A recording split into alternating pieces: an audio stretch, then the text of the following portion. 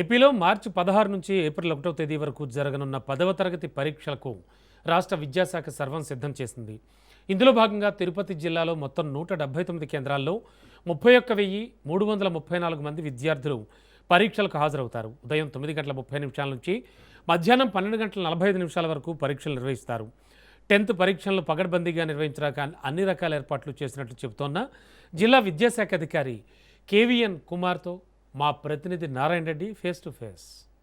10వ తరగతి పరీక్షలకు సర్వం సిద్ధం చేసింది. మరో 2 రోజుల్లో 10వ తరగతి పరీక్షలు ప్రారంభం కానున్న నేపథ్యంలో కూడా విద్యాశాఖ అన్ని రకాల ఏర్పాట్లు చేసింది. దీనికి సంబంధించి తిరుపతి జిల్లాలో కూడా ప్రత్యేకమైన ఏర్పాట్లు చేయడం జరిగింది. ఇందుకు సంబంధించి జిల్లా విద్యాశాఖ అధికారి కేవీఎన్ కుమార్ మనతో ఉన్నారు. ఆయన అడిగి తెలుసుకుందాం. సార్ చెప్పండి, 10వ తరగతి పరీక్షలు మరో 2 రోజుల్లో ప్రారంభం కానుంది. దీనికి సంబంధించి ఎలాంటి ఏర్పాట్లు చేశారు? మన తిరుపతి జిల్లాకి సంబంధించి మొత్తం 31,334 మంది విద్యార్థులు 39 మండలాల్లో హాజరవుతున్నారు. వీరందరికీ కూడా పరీక్ష రాయడానికి 179 కేంద్రాలని మనం ఏర్పాటు చేయడం జరిగింది. ప్రతి కేంద్రంలో మంచినీటి వసతి, మరుగుదొడ్లు, అదేవిధంగా ప్రతి విద్యార్థి కింద రాయకుండా బెంచెస్, అన్ని రకాల సౌకర్యాలు, వెలుతురుతో అన్ని రకాల సౌకర్యాలు ఏర్పాటు చేయడం జరిగింది. మనము 179 కేంద్రాలకు సంబంధించి 179 మంది చీఫ్ సూపరింటెండెంట్లు, డిపార్ట్మెంటల్ ఆఫీసర్స్ని ఏర్పాటు చేయడం జరిగింది, నియమించడం. వారందరికీ కూడా మన ఓరియంటేషన్ ప్రోగ్రాం కూడా గౌరవ కలెక్టర్ గారు ఆధ్వర్యంలో ఇవ్వడం జరిగింది. అదేవిధంగా ఇన్విజిలేటర్స్ని మనం 1535 మంది ఇన్విజిలేటర్ని కూడా కేటాయింపు చేశాము. ప్రతి సెంటర్లో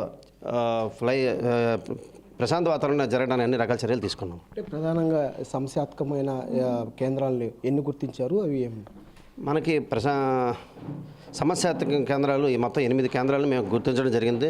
ఆ 8 కేంద్రాల్లో కూడా సీసీ కెమెరాలు పెట్టి ఎటువంటి మాస్ కాపింగ్ లేకుండా నిర్వహించడానికి అన్ని రకాల చర్యలు తీసుకున్నాం. అంటే నిమిషం అదే 1 minute రూల్ ఉంది కదా, దాన్ని అమలు చేస్తున్నారా లేదా?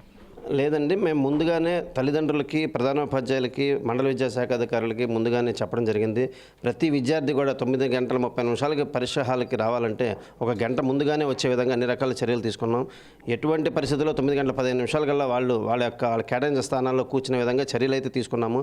ఎవరైనా అనుకోని పరిస్థితుల్లో ట్రాఫిక్ ఇబ్బందులు తలెత్తి వచ్చిన పరిస్థితుల్లో 9 గంటల 50 నిమిషాల వరకు వాళ్ళని అనుమతించవలసిందిగా మేము చీఫ్ సూపరింటెండెంట్కి ఉత్తర్వులు జారీ చేశామండి. అంటే పరీక్షా కేంద్రాల్లో కూడా గతంలో ఇన్విజిలేటర్లు సెల్ ఫోన్లు తీసుకొచ్చిన పరిస్థితి ఉంది. అంటే ఈ ఏడు నుంచి అలాంటిది ఏమైనా నియంత్రించేదానికి ఏమైనా చర్యలు తీసుకుంటున్నారా?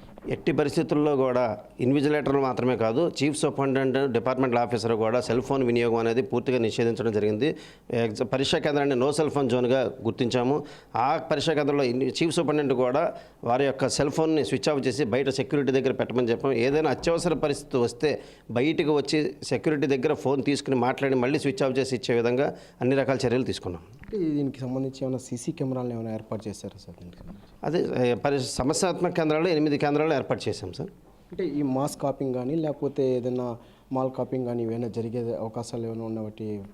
ఈ సంవత్సరము గత సంవత్సరం లాగే ఒక 10 మంది ఫ్లయింగ్ స్క్వాడ్ని వేస్తున్నాము. అదేవిధంగా 30 మందిని సిట్టింగ్ స్క్వాడ్ కింద నియమించడం జరుగుతుంది.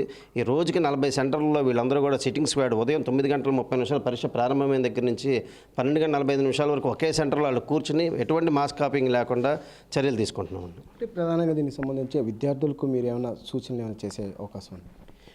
విద్యార్థులందరూ కూడా చాలా ప్రశాంత వాతావరణంలో పరీక్ష రాయడానికి మేము అన్ని రకాల సదుపాయాలు కల్పించడం జరిగింది. మీ విద్యార్థులు కూడా గత డిసెంబర్ 6వ తారీఖు నుంచి 100 రోజుల ప్రణాళికలో ప్రతి సబ్జెక్టులో కూడా తర్ఫీదు పొందారు. ప్రతిరోజు టెస్టులు రాశారు. వాళ్ళకి ఎగ్జామ్స్ మీద కాన్ఫిడెన్స్ లెవెల్స్ అయితే పెరిగినాయి.